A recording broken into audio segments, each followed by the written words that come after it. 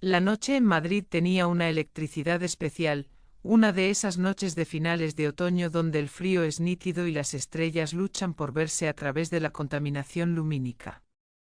Pero dentro del Teatro Real, el aire vibraba con una tensión diferente, una atmósfera densa y cargada de expectativa pura. Era el estreno de la nueva producción de Lucía di Lammermoor, y en la ciudad no se hablaba de otra cosa. Todas las entradas, desde el patio de butacas hasta el paraíso, en lo más alto, estaban agotadas desde hacía meses. En los palcos aterciopelados de rojo sangre, la élite de la ciudad, políticos nerviosos, aristócratas venidos a menos aferrados a sus perlas, y los nuevos ricos de las tecnológicas. Murmuraba y exhibía sus joyas bajo la luz dorada y decadente de las inmensas arañas de cristal. El olor era una mezcla embriagadora de perfumes caros, madera antigua y el polvo secular que vive en los cortinajes de terciopelo. Pero en el escenario, ajena a la vanidad del público y sumergida en su propio mundo de locura ficticia, estaba Isabella Conti. Isabella no era solo una soprano, a sus 32 años, era un fenómeno de la naturaleza, una fuerza geológica comprimida en un cuerpo humano. Los críticos describían su voz como divina, una pureza cristalina capaz de cortar el aire como un diamante, pero sus rivales la llamaban antinatural, susurrando que había hecho un pacto con algo oscuro para alcanzar esos agudos. Esa noche encarnaba a la trágica Lucía. Llevaba un vestido de seda blanca, pesado y fantasmal, manchado artísticamente de sangre falsa en el torso y las manos. Su cabello oscuro, suelto y salvaje, caía en cascada sobre sus hombros desnudos y pálidos, brillando bajo los focos cenitales. El director de orquesta, un hombre pequeño con una energía nerviosa, levantó la batuta. La orquesta cayó al instante. El teatro entero, con sus 1700 almas, contuvo la respiración al unísono. El silencio era absoluto, casi religioso. Comenzó la famosa escena de la locura. Il dolce suono. La voz de Isabella se elevó, llenando la inmensa cúpula del teatro, rebotando en los frescos del techo y descendiendo como una lluvia física sobre la audiencia. No necesitaba micrófono, su proyección era perfecta, cada nota golpeando el diafragma de los espectadores con una precisión matemática. Cantaba con los ojos cerrados, perdida en la demencia de su personaje, o quizás explorando los abismos de la suya propia. Entre bastidores, en la penumbra cargada de cables y poleas, el técnico de sonido, un hombre joven llamado Raúl, observaba los monitores digitales con el ceño fruncido. Las agujas de los medidores de frecuencia estaban haciendo algo extraño, algo que desafiaba su entrenamiento. No estaban midiendo solo la voz de Isabella. Había algo más. Una vibración de baja frecuencia, una línea base oscura y constante que apenas se registraba como sonido, sino más bien como presión. Raúl miró su botella de agua sobre la mesa de mezclas. El líquido temblaba formando círculos concéntricos violentos, como si un dinosaurio se acercara. Subbajos, pensó Raúl, sintiendo una punzada de náusea repentina en el estómago. ¿De dónde sale eso? La orquesta está en silencio. No hay sintetizadores. Esto es acústico. En el escenario, la atmósfera cambió sutilmente. Algunos espectadores en las primeras filas empezaron a removerse en sus asientos, tocándose el pecho o las sienes, sintiendo una ansiedad inexplicable, un instinto de huida primitivo que no encajaba con la belleza de la música. Isabella llegaba al clímax del aria. La cadencia final con la flauta.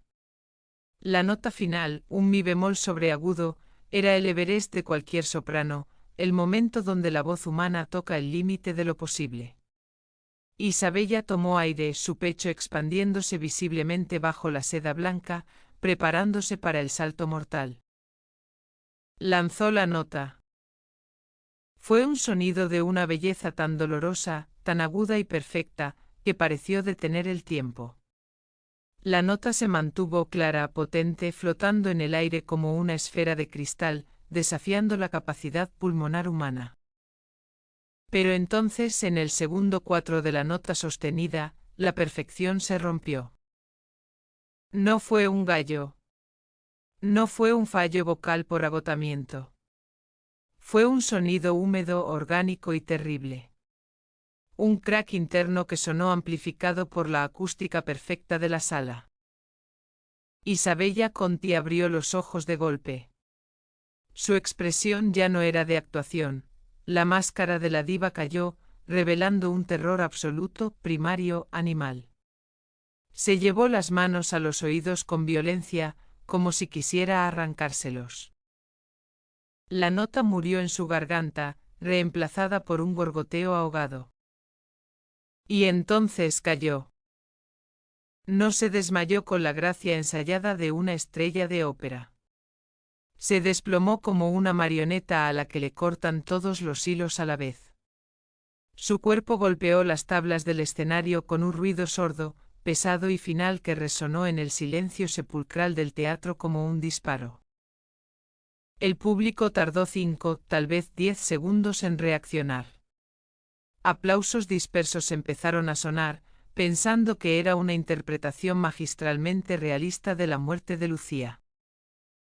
Hasta que vieron la sangre. No era la mancha artística y seca de su vestido. Era sangre real, oscura, espesa y brillante, manando profusamente de su nariz, de sus ojos y, lo más horripilante, brotando a chorros de sus oídos, manchando sus manos y formando un charco negro que se expandía rápidamente sobre la madera pulida del escenario. Un grito desgarrador rompió el silencio desde la primera fila. Luego otro. El pánico estalló. El telón de terciopelo rojo cayó bruscamente, pesado como una sentencia, pero no lo suficientemente rápido para ocultar la última convulsión espasmódica de Isabella Conti. Una hora después, el Teatro Real ya no era un templo de la cultura, sino una escena del crimen bajo un asedio de luces azules estroboscópicas. La Plaza de Oriente estaba bloqueada por furgones policiales y ambulancias cuyas sirenas cortaban la noche madrileña. La detective Ángela López entró por la puerta de artistas, mostrando su placa a un guardia de seguridad privado que estaba sentado en un taburete, pálido y con la mirada perdida, como si acabara de ver un fantasma. Homicidios, dijo Ángela, su voz ronca contrastando con el ambiente. El interior del teatro, tras bastidores, era un laberinto de pasillos estrechos, cuerdas, contrapesos y utilería. Ángela avanzó entre el caos controlado, técnicos llorando en las esquinas, bailarines con el maquillaje corrido en estado de shock, y policías uniformados tratando de tomar declaraciones imposibles entre sollozos operísticos y ataques de ansiedad. Ángela se sentía, como siempre en estos casos de alta sociedad, una intrusa.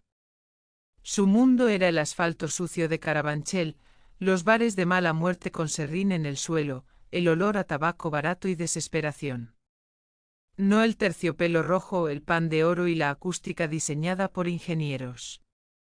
Pero la muerte era la gran igualadora, olía igual de rancia en un callejón oscuro que en un palacio real. Caminó hacia el escenario principal, sus botas dejando huellas de barro seco sobre el suelo inmaculado. Allí, bajo la luz cruda, blanca y sin piedad de los focos de trabajo, la luz fantasma, que dejaban encendida cuando el teatro dormía, estaba el cuerpo.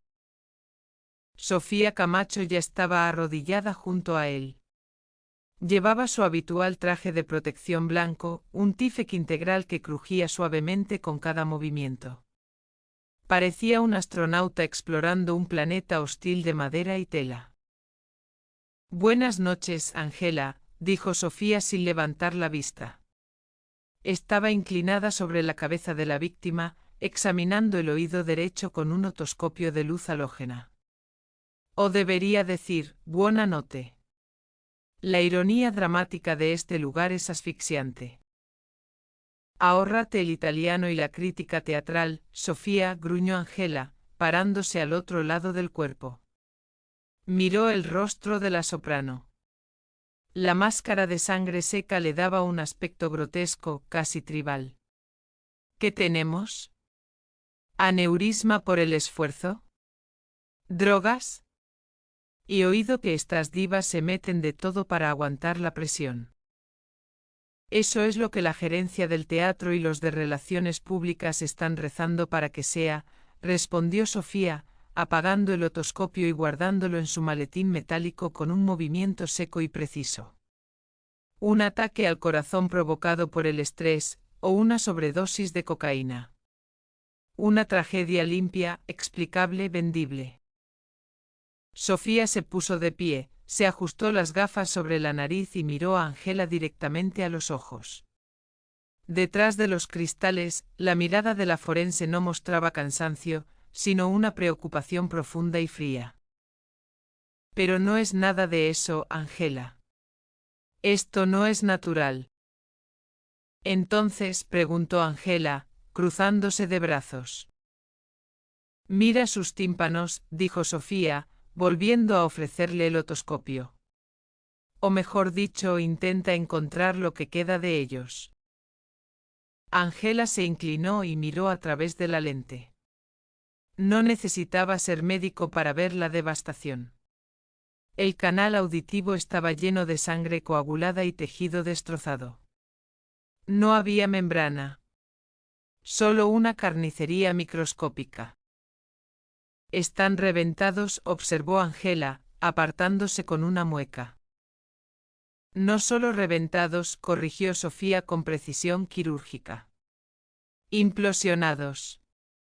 La membrana timpánica no se rompió hacia afuera por presión interna, fue empujada hacia adentro con una violencia extrema. Y no fue solo en los oídos. He realizado una palpación abdominal preliminar. Sofía señaló el estómago de Isabella, que bajo el vestido de seda parecía extrañamente distendido, blando, sin tono muscular. Sus órganos internos. Angela, están licuados. Su hígado, su bazo, incluso partes de sus riñones, al tacto, tienen la consistencia de una sopa espesa. Hay hemorragia interna masiva generalizada. Es lo que llamamos blast trauma, trauma por onda expansiva. Angela sintió un escalofrío que recorrió su columna, algo que no tenía nada que ver con el potente aire acondicionado del teatro. Miró alrededor, buscando signos de chamuscado, escombros, fuego. ¿Qué puede hacer eso?, preguntó su voz bajando un tono. ¿Una bomba? No hubo explosión. El edificio está intacto. Las butacas están perfectas. Una onda expansiva, teorizó Sofía, girándose para mirar hacia el oscuro y vacío auditorio, hacia los cientos de palcos vacíos que parecían bocas negras y hambrientas esperando un grito. Pero una muy específica.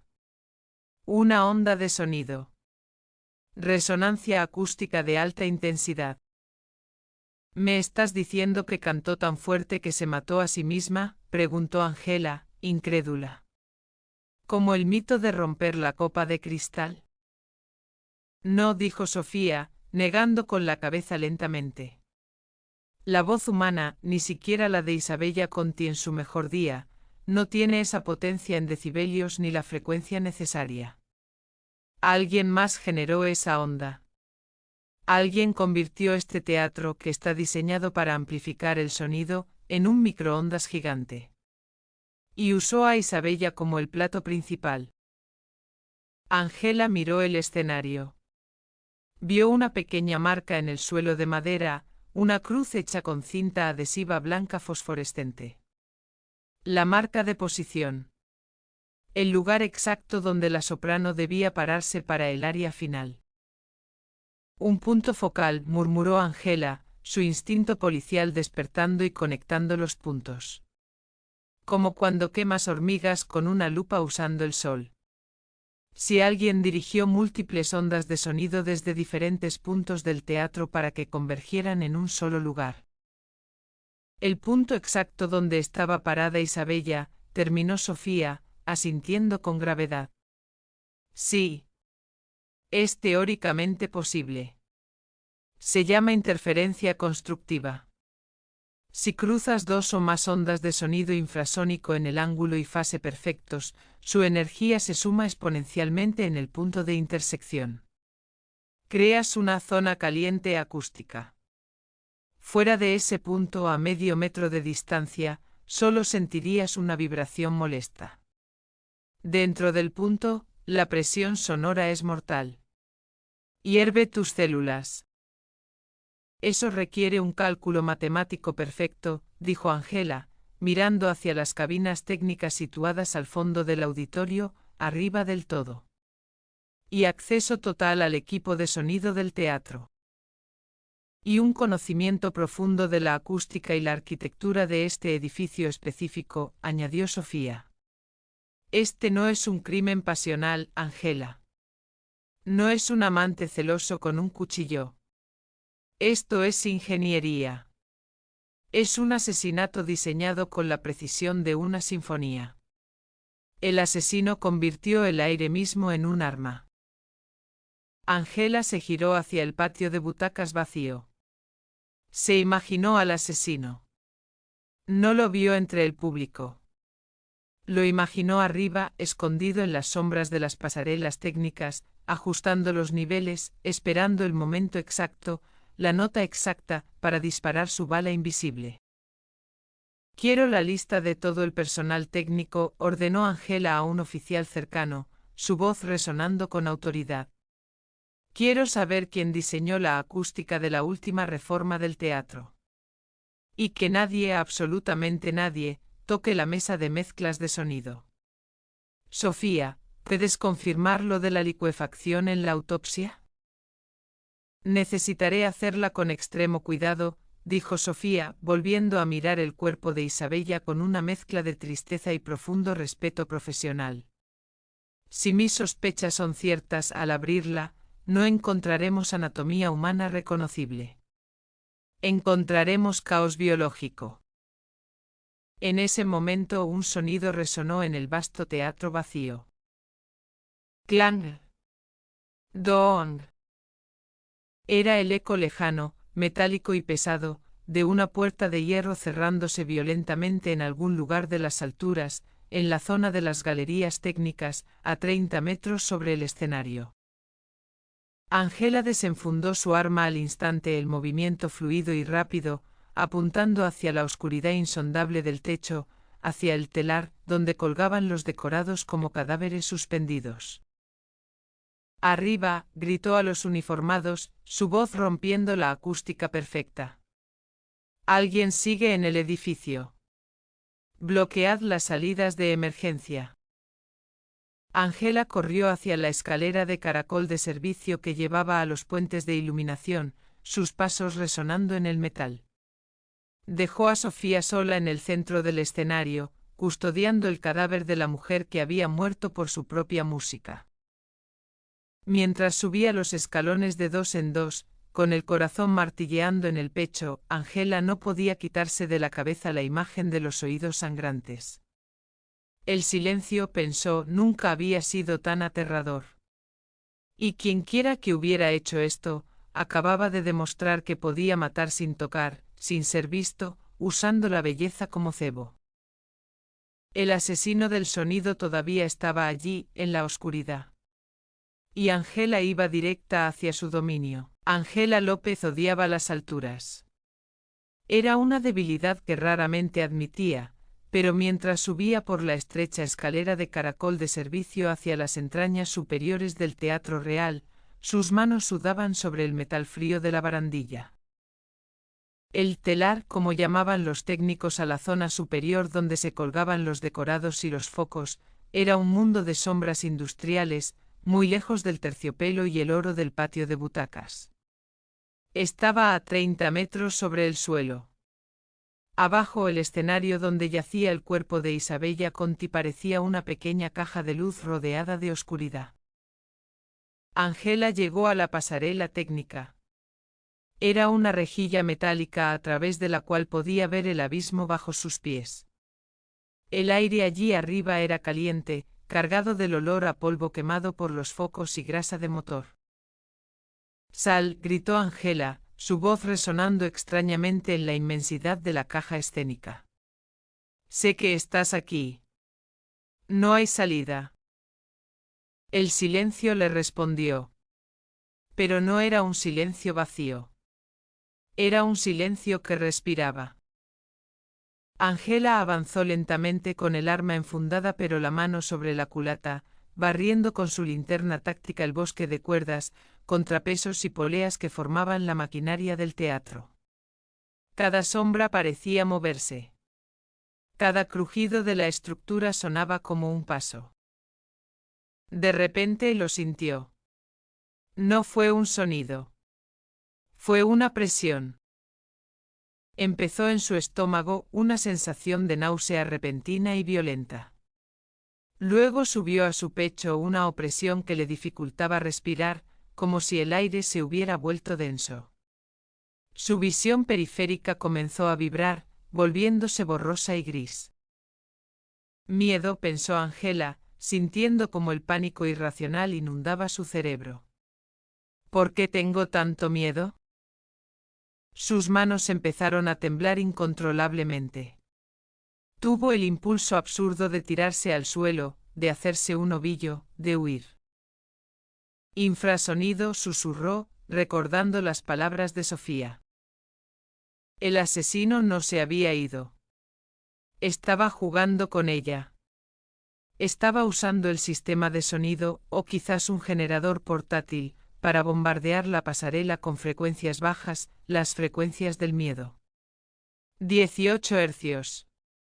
La frecuencia que hace vibrar el globo ocular humano y genera terror puro.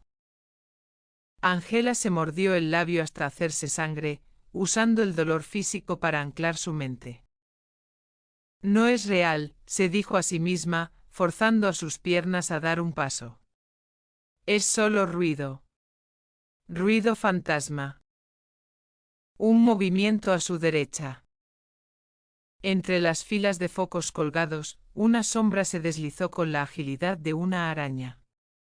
No era un técnico. Llevaba ropa oscura, pegada al cuerpo, y algo en la cabeza que parecían unos auriculares industriales de cancelación de ruido. «Alto», gritó Angela, sacando el arma y apuntando. La figura no se detuvo. Saltó desde la pasarela hacia una de las escalas de mantenimiento laterales con una familiaridad aterradora con la estructura. Angela corrió. El metal de la rejilla resonaba bajo sus botas como truenos. Ignoró el vértigo, ignoró la náusea que le provocaba el infrasonido. El sospechoso se descolgó por una cuerda de contrapeso, aterrizando en una plataforma intermedia. Angela se asomó por la barandilla. Estaba a tiro, pero el ángulo era malo y había demasiados cables en medio. La figura se giró por un segundo. La luz de un foco de servicio iluminó su rostro. Llevaba una máscara, pero no para ocultar su identidad. Era una máscara acústica, llena de material aislante. Y en sus manos sostenía un dispositivo pequeño, una especie de tablet modificada conectada a los sistemas del teatro. El hombre manipuló la pantalla. Un chirrido agudo doloroso estalló en los altavoces superiores, justo al lado de la cabeza de Angela. Fue un feedback brutal, un acople sónico diseñado para desorientar. Angela gritó, llevándose una mano al oído, soltando la linterna que cayó al vacío, girando y girando hasta estallar contra el suelo del escenario, muy abajo. Aprovechando su ceguera momentánea, la sombra desapareció por una puerta de servicio que daba a los tejados de la Plaza de Oriente. Cuando Angela llegó a la puerta, forzando la cerradura con una patada llena de frustración, la noche madrileña estaba vacía. Solo la lluvia fría y el tráfico lejano. El asesino del sonido se había desvanecido en el ruido de la ciudad. Mientras tanto, en el Instituto Anatómico Forense, el silencio era de otra calidad. Era el silencio clínico de la muerte controlada. Sofía Camacho estaba de pie frente a la mesa de autopsias, con la grabadora encendida. El cuerpo de Isabella Conti, lavado de la sangre y el maquillaje, parecía una estatua de mármol rota. Autopsia clínica del caso 39B, dictó Sofía. Sujeto femenino, 32 años. Examen externo, otorragia bilateral severa. Sangrado por conductos lagrimales y fosas nasales. No hay signos de trauma contundente externo. La piel está intacta. Sofía tomó el bisturí. Hizo la incisión en y con su habitual precisión. Al separar la piel y el tejido muscular, lo que encontró la obligó a detenerse. Normalmente el cuerpo humano es una máquina ordenada. Órganos diferenciados, membranas, estructuras. Lo que había dentro de Isabella Conti era caos. Examen interno, continuó Sofía, su voz perdiendo un poco de su frialdad habitual. Observo licuefacción masiva de órganos parenquimatosos. El hígado no tiene estructura. Es una masa gelatinosa. Sofía introdujo una mano enguantada en la cavidad abdominal. No tuvo que cortar nada. El tejido se deshacía al tacto. El bazo está completamente destruido. Los riñones presentan hemorragias petequiales masivas. Es como si hubieran sido metidos en una licuadora sin romper la piel. Pero la verdadera pregunta, la pregunta que mantenía a Sofía despierta, estaba en el cráneo. ¿Cómo había matado el sonido tan rápido? Con cuidado usó la sierra oscilante para abrir la bóveda craneal. El zumbido de la sierra le recordó desagradablemente a la nota sostenida de la soprano. Al retirar la parte superior del cráneo y exponer el cerebro, Sofía encontró la respuesta. Y era una respuesta que hablaba de una crueldad matemática. El cerebro presenta signos de cavitación acústica, dijo al micrófono. Hay miles de microburbujas de aire atrapadas en el tejido cerebral. La onda de choque sónica no solo golpeó el cerebro, hizo que el fluido cefalorraquídeo hirviera en frío. Las burbujas se formaron y colapsaron en milisegundos, creando ondas de choque microscópicas que destrozaron las neuronas desde dentro. Sofía dejó los instrumentos y se quitó las gafas empañadas. Había visto muertes por explosiones, por caídas desde grandes alturas. Pero esto era diferente. La energía necesaria para causar este daño sin romper los huesos o la piel era inmensa. Y extremadamente precisa. Si Isabella se hubiera movido 10 centímetros a la izquierda o a la derecha, habría sobrevivido con un fuerte dolor de cabeza y tímpanos rotos. Pero había muerto en el acto. El asesino sabía exactamente dónde iba a estar su cabeza. Sabía la altura exacta, la posición exacta. No apuntaba a su cuerpo, murmuró Sofía, mirando el cerebro destrozado. Apuntaba a la nota. Usó la propia voz de Isabella como frecuencia portadora para amplificar el ataque. El teléfono de la morgue sonó sobresaltándola. Era Ángela. Se ha escapado, dijo la detective, su voz sonando metálica y furiosa. Pero dejó algo atrás. Un dispositivo conectado al sistema de iluminación. Lo tengo aquí. Necesito que vengas a la comisaría. Trae tu cerebro de científica, Sofía. Necesitamos entender qué estamos mirando. Voy para allá, dijo Sofía. Ángela, tienes que saber algo. La autopsia confirma la teoría. Fue una ejecución sónica de precisión milimétrica. Quien hizo esto no odiaba a Isabella. La usó. Para él, ella no era una persona. Era un instrumento defectuoso que necesitaba ser roto para probar el sistema. La sala de conferencias de la comisaría olía a café quemado y tensión. Ángela había reunido a su equipo y a un experto en acústica de la Universidad Politécnica, el doctor Arriaga, un hombre mayor con audífonos que miraba los esquemas del teatro con fascinación horrorizada. Sobre la mesa estaba el dispositivo que Ángela había arrancado del panel de control en la pasarela, una tablet industrial modificada con cables que salían de sus puertos como tentáculos.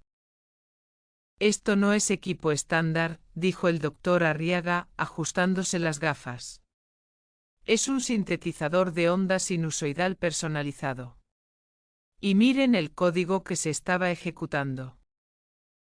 En la pantalla congelada de la tablet, se veían líneas de código y un gráfico de espectro de audio. Generó 4 ondas distintas, explicó Arriaga, señalando los picos en el gráfico. 2 desde los subwoofers bajo el escenario, y 2 desde los eras de altavoces en el techo. Todas convergiendo en el centro del escenario. Pero miren la frecuencia. 7 hercios, leyó Sofía. Exacto. Una frecuencia peligrosa. Se alinea con el ritmo alfa del cerebro humano. Pero lo genial, y lo monstruoso, que moduló la amplitud basándose en la entrada del micrófono de la soprano. En cristiano, doctor, pidió Ángela, frotándose las sienes. Todavía sentía el zumbido del infrasonido en sus huesos. Significa que el arma solo se disparaba si Isabella cantaba la nota correcta con la intensidad correcta, tradujo Sofía, su mente uniendo las piezas. Su voz fue el gatillo. Ella apretó el gatillo de su propia muerte al cantar ese mi bemol. Ángela golpeó la mesa. Vale, sabemos el cómo. Necesito el quién. ¿Quién tiene la capacidad técnica para programar esto y el acceso para instalarlo?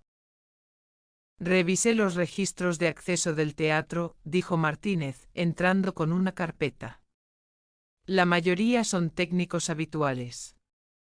Pero hubo una empresa externa contratada hace 2 semanas para calibrar la acústica de la sala antes del estreno. Una empresa llamada Silencio Absoluto SL. ¿Quién es el dueño?, preguntó Ángela. Un tal Mateo Varela, respondió Martínez, poniendo una foto en la pizarra. Era el rostro de un hombre de unos 50 años, con una mirada intensa y perturbadora. Lo conozco, dijo el doctor Arriaga, su rostro palideciendo. Mateo Varela. Fue el arquitecto acústico más brillante de su generación. Diseñó el Auditorio de Valencia, la Sala de Conciertos de Berlín. Era un obseso de la pureza del sonido. ¿Era?, preguntó Ángela. Hace 5 años, tuvo un accidente, explicó Arriaga. Una explosión en una prueba de sonido. Perdió el 80% de su audición. Y desarrolló una condición llamada hiperacusia dolorosa. Para él, cualquier sonido por encima de un susurro es agonía física. Dolor puro. Un genio del sonido que no puede soportar el sonido, murmuró Sofía. La tortura perfecta. Desapareció del mundo académico, continuó Arriaga. Empezó a escribir manifiestos en foros oscuros. Decía que el mundo era demasiado ruidoso. Que el ruido era violencia. Que la única música verdadera era el silencio absoluto. Y que para lograr el silencio a veces había que apagar las fuentes de ruido más estridentes. Ángela miró la foto de Isabella Conti, la soprano con la voz más potente del mundo. La fuente de ruido estridente. Está intentando silenciar la ciudad, dijo Ángela, entendiendo la magnitud de la amenaza. Isabella fue solo el principio.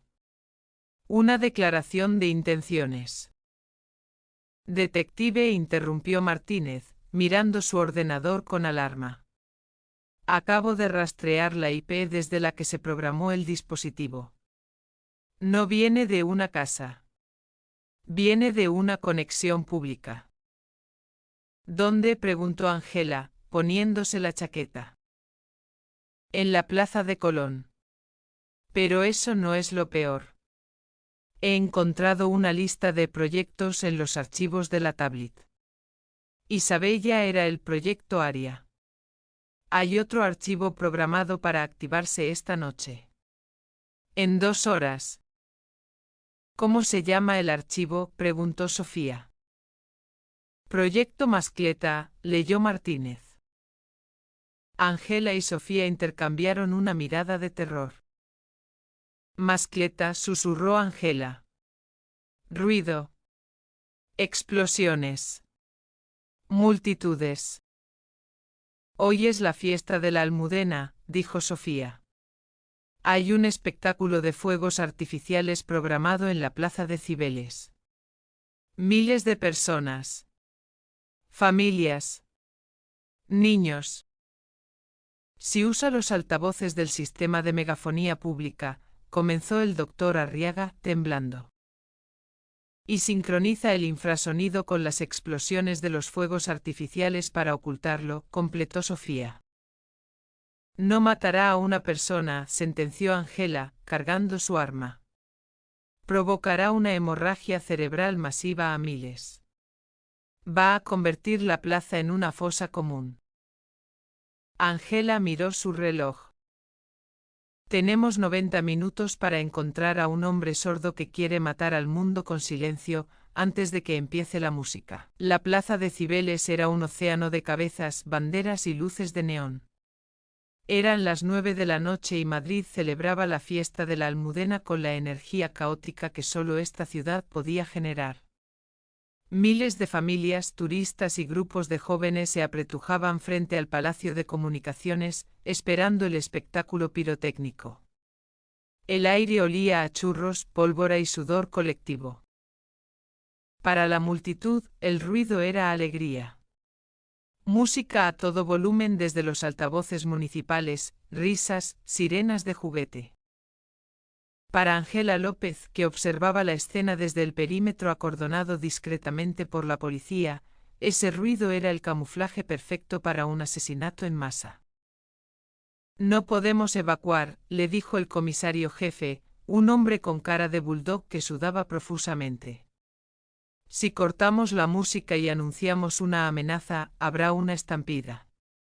Morirán cientos aplastados contra las vallas. Varela ha calculado esto perfectamente. Angela se ajustó el auricular. Tenemos 40 minutos. Sofía, ¿qué dice el escáner? Sofía Camacho estaba dentro de la furgoneta de vigilancia técnica, rodeada de monitores de espectro de frecuencia. Su rostro estaba iluminado por el brillo azul de las pantallas. Hay demasiada interferencia, respondió Sofía, su voz tensa. El sistema de megafonía pública es una red de 50 altavoces distribuidos por toda la plaza. Varela no necesita estar en la cabina central. Pudo haber pinchado la señal en cualquier nodo. Solo necesita inyectar la frecuencia de 7 hercios cuando empiecen los fuegos artificiales. ¿Cómo lo encontraremos entonces?, preguntó Angela, mirando desesperada a la multitud. ¿Buscamos a un hombre con una tablet? No, dijo Sofía. Buscamos el silencio. Angela frunció el ceño. ¿Qué? Varela tiene hiperacusia dolorosa, recordó Sofía. El ruido físico le causa dolor. Pero el ruido que él va a generar, el infrasonido, aunque no lo oiga, su cuerpo lo sentirá como un terremoto. Necesita estar cerca para controlarlo, pero necesita estar aislado. Busca un punto ciego acústico. Angela miró alrededor. Edificios, kioscos, unidades móviles de televisión. Busca un lugar donde alguien como él, un obseso del control acústico, se sentiría seguro, insistió Sofía. Un lugar insonorizado. Los ojos de Angela se detuvieron en una furgoneta negra aparcada ilegalmente detrás de la estatua de la diosa Cibeles, medio oculta por los andamios del escenario. No tenía logotipos de televisión ni de la policía. Parecía una furgoneta de carga normal, pero los paneles laterales eran extrañamente gruesos. Sofía, dijo Angela. Tengo un visual. Furgoneta negra, matrícula parcial, detrás del escenario. Parece blindada. Voy a escanearla, dijo Sofía. Hubo una pausa de 10 segundos. Angela, la furgoneta está emitiendo una señal de radio de corto alcance encriptada. Se está comunicando con los altavoces. Es él. Es el director de orquesta. Voy a entrar, dijo Angela. Espera, la detuvo Sofía. Si abres esa puerta, el ruido de la plaza entrará. Si Varela sufre un ataque de dolor, su mano podría resbalar y activar la secuencia antes de tiempo. O podría tener un hombre muerto, un interruptor que se activa si él deja de pulsarlo. Entonces, ¿qué hacemos? ¿Le pedimos por favor que salga? No, dijo Sofía. Usamos su propia arma contra él. Voy contigo. Necesito mi equipo. Angela y Sofía se movieron entre la multitud como fantasmas, abriéndose paso a codazos. Llegaron a la parte trasera del escenario, donde el estruendo de los generadores eléctricos era ensordecedor. La furgoneta negra estaba allí, vibrando suavemente con la energía del motor al ralentí. No había ventanas traseras.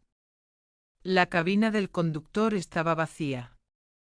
Varela estaba en la caja de carga.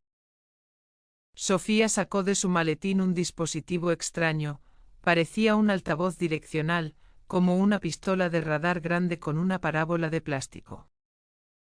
¿Qué es eso?, susurró Angela, desenfundando su arma. Un RAD portátil. Dispositivo acústico de largo alcance, explicó Sofía. La policía lo usa para dispersar manifestaciones. Emite un haz de sonido concentrado de alta frecuencia. Es como un láser de ruido. Pensé que queríamos evitar el ruido. Queremos evitar el ruido ambiental descontrolado, corrigió Sofía. Esto es un bisturí sónico.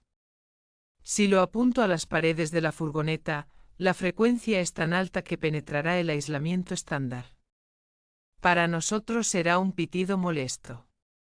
Para alguien con hiperacusia, será como si le clavaran agujas en el cerebro. Lo incapacitarás, entendió Angela.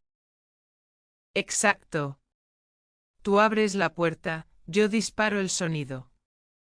Él caerá al suelo, incapaz de pensar, incapaz de activar nada. Tienes 3 segundos para esposarlo antes de que su cerebro se adapte o se desmaye. Angela asintió. Se colocaron a ambos lados de las puertas traseras de la furgoneta. A la de 3, susurró Angela. 1, 2, 3. Angela abrió las puertas de golpe.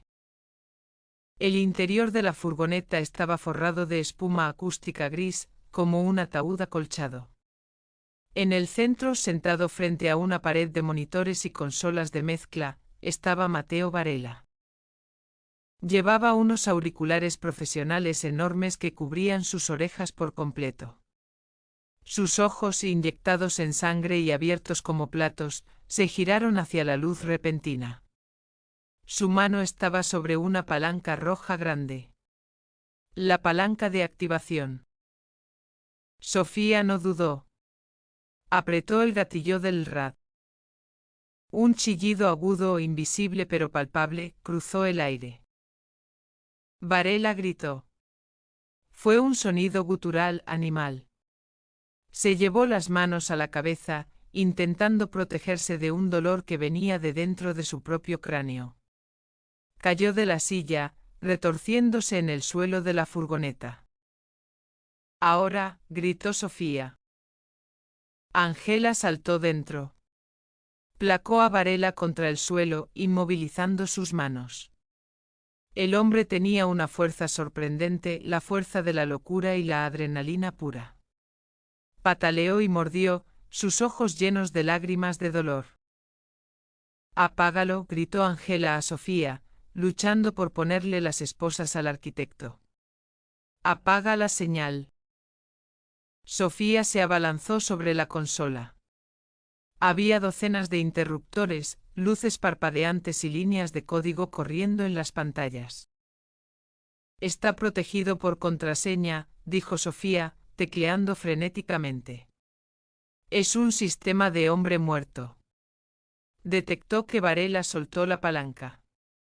La cuenta atrás se ha acelerado. 30 segundos.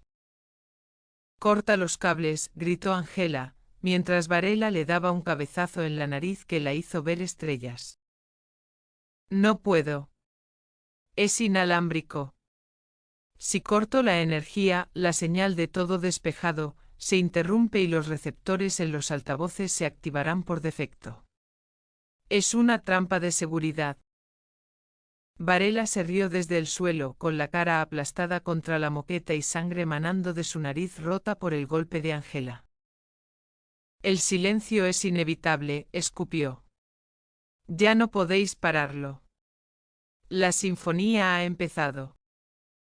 Fuera en la plaza, el primer cohete de los fuegos artificiales subió al cielo con un silbido largo. ¡Fiu! La multitud vitoreó. Nadie sabía que ese silbido era el preludio de su ejecución. Sofía miró la pantalla. 15 segundos. Su mente repasó todo lo que sabía sobre acústica, sobre física, sobre la autopsia de Isabella Conti.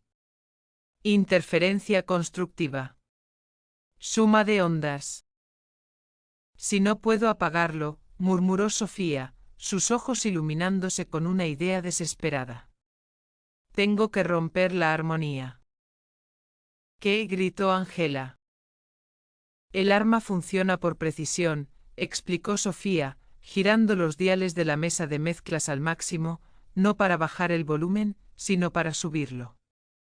Si ensucio la señal, si introduzco ruido blanco, distorsión, feedback, la onda perfecta se romperá. No será mortal. Será solo ruido molesto. Hazlo. Sofía agarró el micrófono de calibración que estaba conectado a la consola. Lo acercó al altavoz de monitorización. Creó un bucle de retroalimentación. El famoso pitido de acople. Ese sonido agudo y desagradable que ocurre cuando acercas un micrófono a un altavoz. Pero amplificado por la potencia industrial del sistema de la plaza. Sofía subió el fa de maestro al máximo.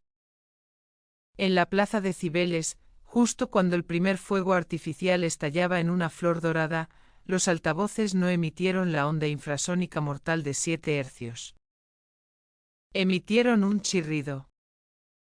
Un chirrido colosal, bíblico, un screech agudo y distorsionado que hizo que miles de personas se taparan los oídos al unísono. Las palomas salieron volando de los tejados. Los cristales de las ventanas cercanas vibraron. Fue horrible. Fue doloroso. Fue el sonido más feo del mundo. Pero no mató a nadie. Dentro de la furgoneta, el efecto fue devastador para Mateo Varela. A pesar de sus auriculares, a pesar del aislamiento, el feedback penetró en su sistema nervioso hipersensible. Su cuerpo se arqueó en un espasmo violento, sus ojos se pusieron en blanco y se desmayó por el shock neurológico del dolor puro. Angela, con los oídos zumbando, respiró aliviada y terminó de cerrar las esposas en las muñecas inconscientes del asesino. Sofía bajó los niveles lentamente temblando, dejando caer el micrófono. Fuera, la multitud confundida miraba a los altavoces. Luego, al ver que no pasaba nada más, y que los fuegos artificiales continuaban, empezaron a reírse nerviosamente y a aplaudir, pensando que había sido un fallo técnico, un error del DJ. Nadie sabía que acababan de sobrevivir a una masacre.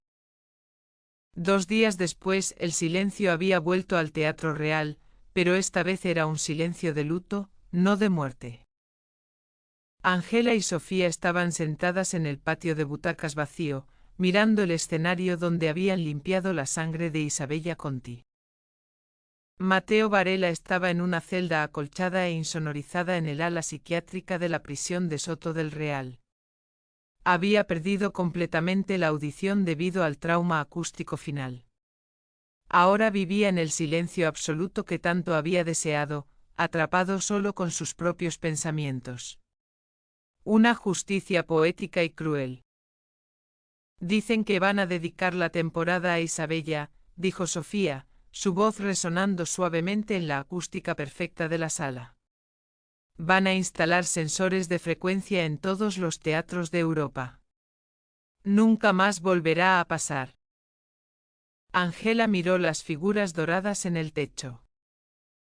¿Sabes lo que más me asusta, Sofía?, confesó la detective. Que tenía razón en una cosa. El mundo es demasiado ruidoso. Estamos rodeados de ruido constante. Tráfico, teléfonos, gritos, noticias.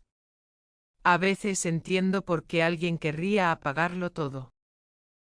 Sofía asintió. El silencio es seductor. Es paz. Pero el silencio absoluto, el silencio perfecto, es la muerte. La vida es ruido, Angela. Es el corazón latiendo, es la respiración, es el llanto de un niño y la risa en un bar.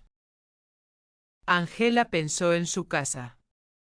En el ruido de los videojuegos de sus hijos, en el sonido de la lavadora, en el crujido de las tostadas por la mañana. Esos ruidos que a veces la volvían loca, pero que ahora, comparados con la esterilidad de la furgoneta de Varela, le parecían la música más dulce del universo. Tienes razón, dijo Angela, poniéndose de pie.